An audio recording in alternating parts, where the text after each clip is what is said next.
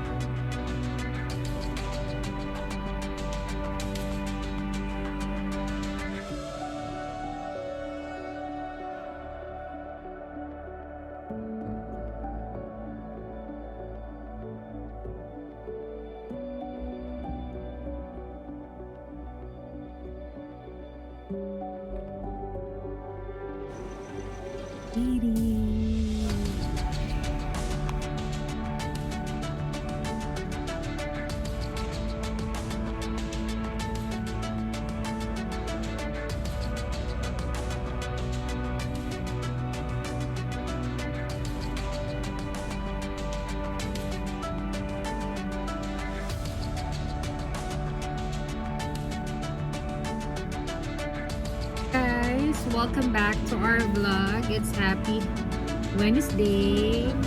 Happy Holy Wednesday. It's what we call this, mahal na araw na po pala yun. So this Wednesday, a very silent vlog lang, mga typical na ginagawa namin pag Holy Week. And for today ay 3 days na kung walang pasok. Wednesday, Thursday, and Friday naka-leave ako. Kahit sa mga online business namin, sa mga tindahan namin, tayo muna po ay almost 5 days na Manila, mag-relax, magdasal, magsimba. It's a family day, it's a reflection, say sorry, say thankful for everything.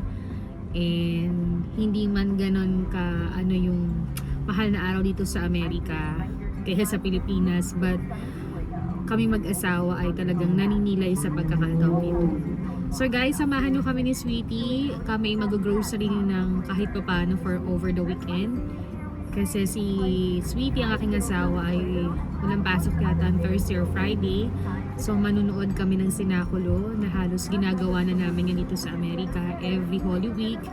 And yun lang, very silent lang Holy Week natin. And salubungin natin masaya at mapayapa ang Easter Sunday. So guys, samahan nyo kami the rest of our Wednesday to share with you guys ang very typical silent mode ko for Wednesday. Ito ang nagiging isang panata ko.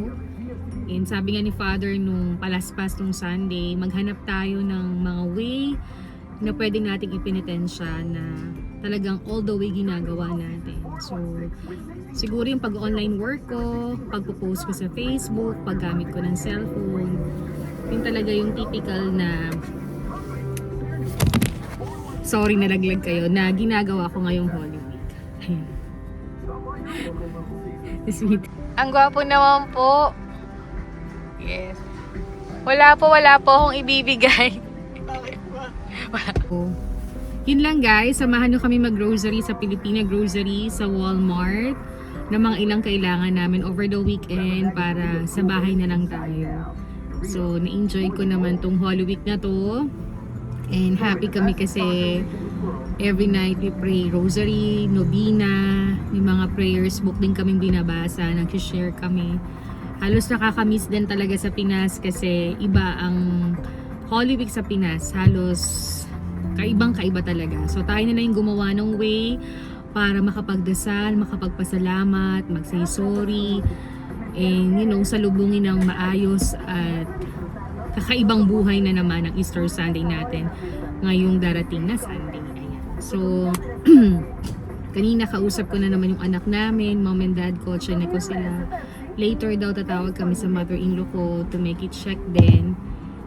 And yun. So, samahan nyo kami guys. Ang sarap na naging Holy Week ko to. Very peaceful, tahimik, and panahon din para ipahinga ating katawan at ating isip bago tayo bumalik ulit sa mga busy days natin. Walang masamang gawin to. Minsan lang to sa isang taon, kaya sometimes we need to sacrifice. So, see you guys later.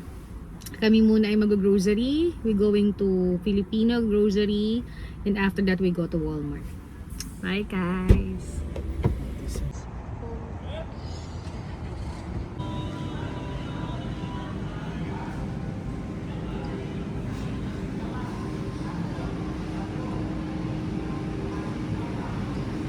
Gonna have the fish here.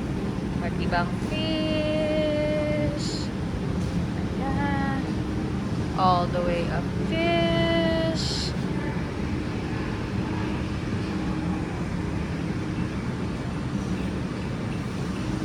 Fish.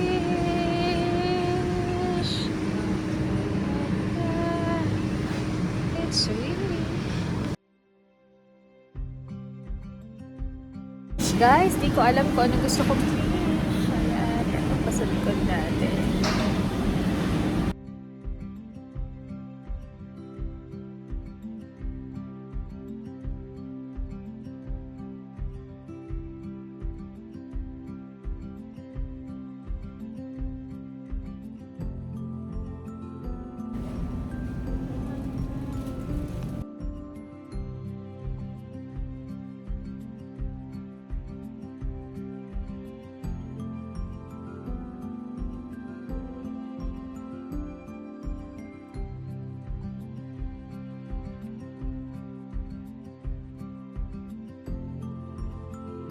Ito naman tayo sa mga gulay.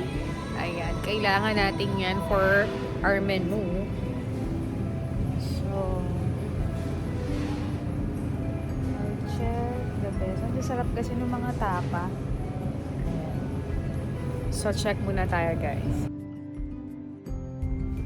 Parking. Walmart.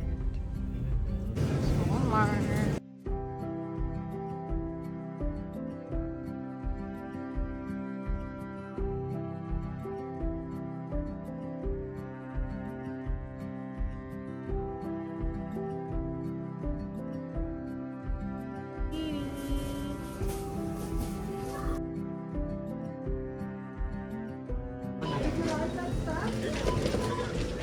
Guys, welcome back to our vlog.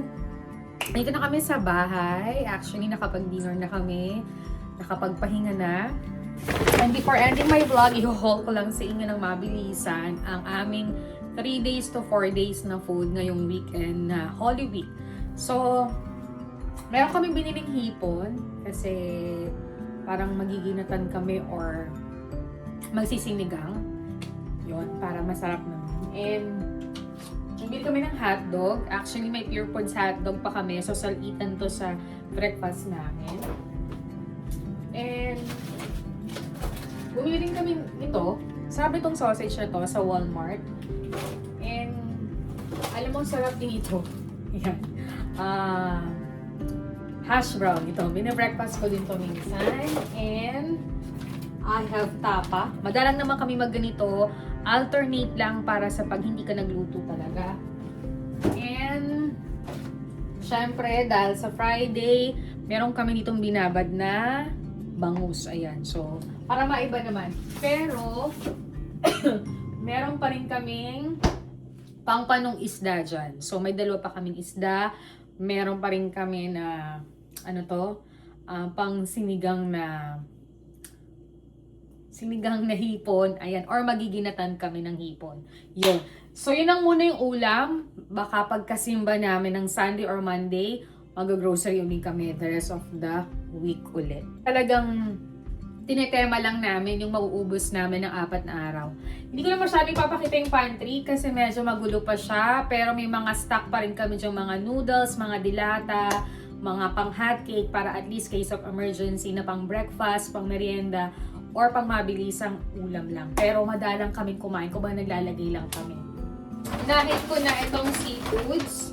Sa seafoods, bumili lang kami dyan ng mga gulay na panglagay sa ginatan at sa sinigang naming hipon. Okay? Siyempre, bad na bad to, pero minsan lang din kami kumain nito dahil naisip namin na mag-holiday. So, habang nanonood kami ng movie or manonood kami nung kwento ni Papa Jesus, at least may mga ngata tayo. And hindi kami talaga nagbili ng madaming chichirya kasi nile-lesser talaga na lang namin. So, I got this one. Masarap to, from Korea. So, ganito na lang. At saka at least kokonti lang siya, yung matanggal lang yung, yung kagustuhan mo para at least utay-utay nale-lesser yung mga chips. And, ito kay Sweetie. Mani, dinadala nyo to sa office or minsan pa nanonood siya. And, ito, binili ko to. Diba ang sarap? Sarap ito. Actually, na ako nito. Sa Taiwan yata, or sa Hong Kong. May mga ganito siya. And lagi ko rin to nakikita sa mga Korean store. Pero tamad akong bumili. Pero dati nakatikim na ako before. So, nagkuha uli ako parang pang breakfast, pang merienda. And cheese yung laman nito. Ima-microwave mo lang. Ayan. So, madami to. Pwede to mga 2 weeks to 1 week. Ayan. And, favorite ni Sweetie, etong instant noodles. Yan. So, madalang lang naman to eh. Minsan sa isang buwan, isang beses or 2 beses. So, at least may mga nakastock lang din tayo. Then, we have sinigang mix. Meron pa naman kami nagdagdag lang. And we have luya para sa mga malalansang hipon and sibuyas. Maliliit na sibuyas lang yung binibili namin para mabilis maluto, hindi siya mabulok, at maubos agad at makapagpalit kami. So, yun yung nabili namin sa seafoods. Hindi na ako masyadong nag-vlog sa Walmart. Medyo matagal din kami sa Walmart kasi ang daming namimili. Kasi siguro nga, yung iba ay talagang may bakasyon this week. Pero hindi naman kasi ganun talaga ka-holiday dito sa Amerika. But, ang daming tao at malolobat na yung cellphone ko. So, medyo konti na lang yung napakita ko. And sa Walmart, actually sa Walmart namirin ako or nag-budget din ako ng mga ilang pasabay ko kasi hindi pa ako makapunta ng Costco. So, may mga request yung mga customers ko na mga palaman, kape, mga yung mga cookies na nakalagay sa kahon. So, nagbili rin tayo utay-utay para at least magabalik natin next week, hindi tayo haggard sa pagbili ng mga natin, kasabay. So, ito yung favorite namin talaga ni Sweetie, Dove. Last month, nag-Pantene kami, pero parang naobserbahan namin hindi maganda ang Pantene sa amin. So, nagbalik na uli kami sa Dove. Sa Dove kasi, salitan yung mga ginagamit namin, tinatry namin, at bonggang bagay sa buhok namin.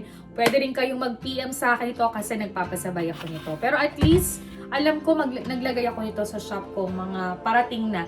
So, pwede kayong bumili doon. Mas makakatipid kayo, guys, at ang tagal niyang maubos. Parang umaabot siya ng ilang linggo sa amin. Lalo na maliliit yung mga hair namin.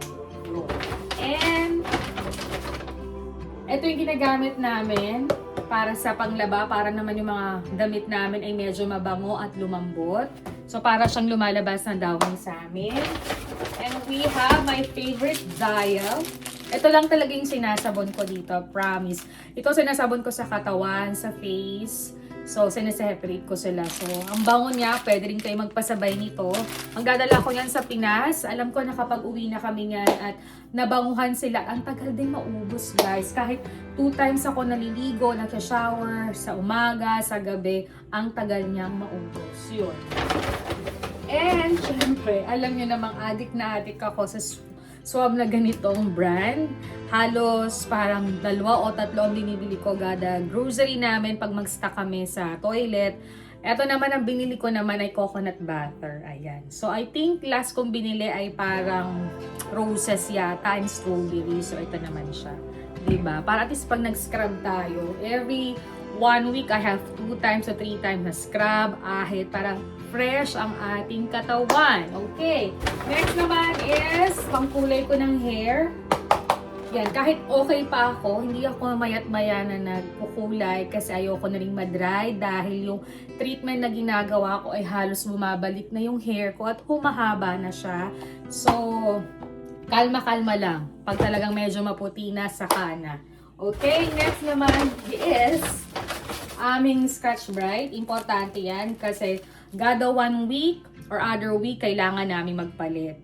Kasi nga, syempre, nilalagay mo lang dyan at na kung sino-sino yung mga dumadaan. Kaya maganda talaga, time to time, tayo nagpapalit. Iba yung pangkaldero, iba din yung pangpinggan. Para at least, iba. I don't know ha, basta kami ganun. Kaya, every week, bumibili talaga kami yan. Mura lang naman kasi. And, eto nga yung panlagay namin sa lutuan, halos puti nga yung lutuan namin.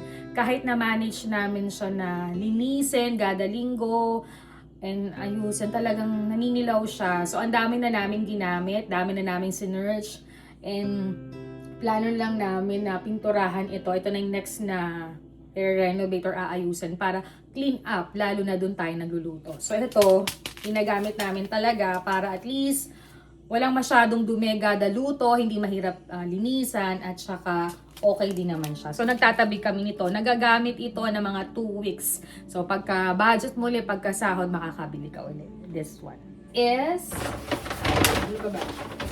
We have Colgate. Ayan. Ganito lang yung binibili namin Colgate. Ito yung nakatayo. And bumili uli ako ng bagong lotion. Kasi nga halos pumasok na ang spring, but although I have another lotion pa doon. Kasi nga pag medyo mahangin, ito yung hindi nakaka-dry sa akin or parang kaliskis. Si Sweetie kasi may iba rin siyang lotion na ginagamit. So nagdagdag lang ako. Alam mong hiyang ako sa Georges at pwede kayo magpasabay. Nagtitinda ako niya. And thank you. Syempre, hindi mawawala yung Pantene ko kung saan ako gumaganda at nagiging shiny yung hair ko.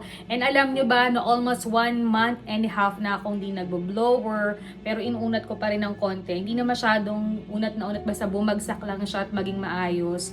Okay na sa akin. So talagang itong Miracle Rescue na serum, talagang ini-spray ko to bago ako mag-blower or mag-unat ng hair or kahit hindi na ako nag-uunat, ginagamit ko to para ma-lesser yung buhol, maayos siyang suklayin or iipitan mo at aayusan mo. Laking tulong ito sa akin. I think almost 6 years ko na itong ginagamit dito sa Amerika.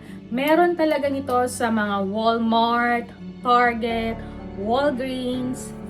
Yon, meron ito. I think CVS din na pharmacy meron. Di ko masyadong binabanggit yon kasi napakadalang talaga naming bumili kasi nga talagang malapit lang yung Walgreens sa amin at lagi ko nababanggit, yun ang first job ko dito sa Amerika. Yun. So tapos na tayo sa first bag ng Walmart. Kung ano lang yung nakasulat doon sa mga sinulat namin, yun lang din yung binili namin. Wala namang nasobra kasi nga talagang halos nag-budget kami at talagang nagdisiplina kami kung ano yung tama mo namin palang kakainin. We lesser chocolates, we lesser mga chicheria. Although meron pa, pero inuutay-utay talaga namin. Parang nakapokus kami sa mga healthy food. Pero syempre, hindi natin maiwasan yan. Lalo na kapag pagod tayo na gusto natin i-reward yung sarili natin. Utay-utayin din natin, diba? So, napaibig naman ako sa ganitong tinapay. Actually, parang ayoko na rin nung tasty palagi. At saka, last week naman, namili kami ng pandesal. So, ito naman ay parang monay. Monay siya. So, pwede itong pang breakfast, pang merienda, at minsan nga, nagbabaon din si Sweetie sa office na pang breakfast niya. Pero madalang kasi nga, may mga card siya sa McDo and Starbucks. So, yun ang bine-breakfast niya. At medyo diet kasi siya. Hindi siya nag-rice sa tanghali. Tapos konting rice na ng love na namin. Itong pandesal na to. Ito ay parang monay naman. Kasi parang sawa na kami sa tasty. Nagpandesal ako last week. Ngayon naman monay. So, okay to. Yan. Next naman is we have sweet corn bread. Ito. Favorite to na asawa ko, hindi ako masyadong mahilig dito. Dinadala nyo to sa office. So, ginagawa nyo tong merienda or breakfast. Ayan. So, para iwas-iwas din sa mga ibang pagkain. Happy na siya sa mga tinapay, sa mga ganyan. Kakabusog din naman. And I got also donut. Ayan. So, yung donut, ito na yung gusto ko. And then, pwede ko tong pang breakfast or pang merienda para hindi na tayo nakakaisip ng kung ano nung merienda. Ito kasi nakakabusog din talaga. Next naman is meron kaming saging. Ayan, banana. Medyo hilaw pa siya. Banana naman yung fruits namin. I think last week nagbangga kami. Next is bumili si Sweetie Peter Pan na palaman. Pero actually may palaman pa kami. Ito wala to sa listahan namin. Pero okay lang. Deserve niya to. So time to time nagpapalaman siya yan. Next naman is we have paminta, kasi wala na kami nito. At last na nakalagay sa aming Walmart paper bag ay wala kaming chicheria talaga. Thanks God talaga. Ito lang dalawang to ang meron. Etong chocolate, Hershey's and Kervel. Yan lang yung chocolates namin. But although, meron naman kaming ice cream pa at ilang chocolate siya, may mga cookies pa rin. Pero halos inuubusan lang talaga namin at dinidisiplina namin yung sarili namin na wag na rin masyadong magkakain ng mga chicheria or mga chocolates. Okay lang na may konting stock pag napagusto ka. Hindi naman porket gusto mo na siyang alisin ay ganun kabilis. Utay-utay, diba? At kailangan din natin minsan ng tamis sa ating katawan. Hindi naman basa-basa lahat parang ganito, no? Kahit bawal, alam natin minsan na pwede rin makatulong yun sa ating katawan. Yun. So guys, thank you for watching my vlog. Yan lang po ang share ko ngayong Holy Wednesday. A very quiet lang din po yung buhay namin dito sa Amerika. Hindi siya kagaya sa Pilipinas na talagang mapi-feel mong Holy Week. Pero although, ang tagal ko na rin nagkatrabaho sa ibang bansa, so alam ko na yung routine talaga for the Holy Week. Tamang-tama lang din na kami mag-asawa ay parehong kinalakihan na nagsiselebrate ang aming mga parents or kami ng Holy Week talaga. Yung nagbibisit na iglesia, nanonood ng sinakulo, nagsisimba, or alam mo yon, Station of the Cross, tapos nanonood ng mga movie ni Papa Jesus, or Seven Words kapag Friday or Last Mass, ano pa ba? Yun. So, naging routine na rin namin yun dito sa Amerika. At kahit sobrang busy kami, pinapriority talaga namin na meron kaming time para sa mahal na araw. So, natutuwa kami kasi nakakisang-ayon din yung mga trabaho namin, hindi naman ganun kahigpit, kaya talagang we're so thankful and grateful talaga. Sa panahong ito, kailangan din nating manilay, magsisi na mga kasalanan natin, hindi naman talaga tayo perfect, or hindi naman tayo ganun kasamang tao, di ba? And magpasalamat, and alam mo yon, i-recap lahat. Alam mo, ito yung pagkakataon na silent mode ka lang. Kaya nga sabi ko kanina na yung pinaka gusto kong gawin is yung nagsi-cellphone ka talaga kasi isa na yun sa pinagkakakitaan ko. But, you know, almost Sunday, Monday, Tuesday, Wednesday, 4 days na ako, hindi masyado. Gumagamit ako ng phone para tawagan yung asawa ko, anak ko, mami, daddy ko, or ilang mga friends ko na nag-holiday ngayon, or ilang kamag-anak ko. But that's it. Wala nang iba talaga. Hindi ako masyado nagpo-post. Nagpo-post ako ng mga prayers kasi yun ang ginagawa ko talaga early in the morning pagising ko, yung magdasal, mag-share ng mga magagandang words from God, lalo na ngayong Holy Week. Yun lang, wala nang iba. And lesser lang, mas ginusto kong magpahinga ang katawan ko, isip ko, magdasal, ganun din yung asawa ko, maglinis ng bahay, yun lang. Yun lang, very cool lang. Dahil alam ko this week, after that, balik ka na naman sa busy days mo. At least habang nagdadasal ka, habang naninilay-nilay ka, habang nagpepenitensya ka sa mga bagay na gusto mo, nakakapagpahinga yung isip mo at katawan mo. Para pagbalik mo, focus ka na ulit. So, laking tulong din talaga yun. So, yun lang naman guys, ang share ko sa inyo. And before ending my vlog, sana supportahan niyo po ang aking BFF, si Edison from Bangkok, Thailand, si Mare. Nakasama ko rin yan sa Bangkok, Thailand, nung nag-teacher kami dyan at nagtrabaho ako. Na supportahan ng vlog niya. Nakakatuwa, kanina pinanood ko nga at minessage ko siya dahil bakasyon na ngayon sa Bangkok, Thailand. So kahapon daw, nagtatry siya mag-vlog, magkwento ng buhay-buhay na meron siya sa Bangkok, and I'm so excited na ma-share niya yun. It's another inspiration bilang OFW kung anong hirap na ginagawa nila sa ibang bansa para matupad yung mga pangarap nila, makatulong sila sa magulang nila, sa simpleng buhay na meron siya. I'm very salute to my Mare kasi ang dami na rin niyang narating, lahat ng ibang pangarap niya ay natupad. Kaya sabay-sabay din sabi ko nga na tayo magdasal at maging masaya tayo sa mga blessings talaga na meron tayo. So I'm proud of you, Mare, kasi nagtry siya, nagluto-luto siya doon sa kanyang mini condo. Ito ang kanyang vlog, YouTube niya, ayan. So sabi niya mag-aaral pa daw siya paano mag-YouTube, paano mag-thumbnail, paano mag-edit. So step by step, diba? Lahat naman ng ating pangarap ay hindi natin kailangan madalihin. Step by step yon, by process, work hard, prayers, and patient lang din. At the end, may blessing yung kapalit, diba? So guys, ito ko na kinakat ang aking Holy Wednesday. At least nakapag-diary ako kung anong ginawa ko sa moment na to, na halos wala naman akong iniisip kundi ipahinga aking sarili. Importante yan na minsan manilay-nilay din tayo kasi sa isang taon, isang beses lang tong nangyayari. Kaya why not na minsan ay itry din natin, nagsasacrifice tayo. Kagaya ni Papa Jesus, nagsacrifice din talaga siya para sigipin lahat ng mga kasalanan natin. So why not naman yung pinakagusto nating things na gawin ay isacrifice natin, hindi natin gawin, diba? Nandun na papasok yung paano mo kayang disiplinahin yung sarili mo bilang tao ka. And for me, for Sunday, Monday, Tuesday, Wednesday for 4 days, I'm so proud of myself kasi talagang na-start ko talaga yun.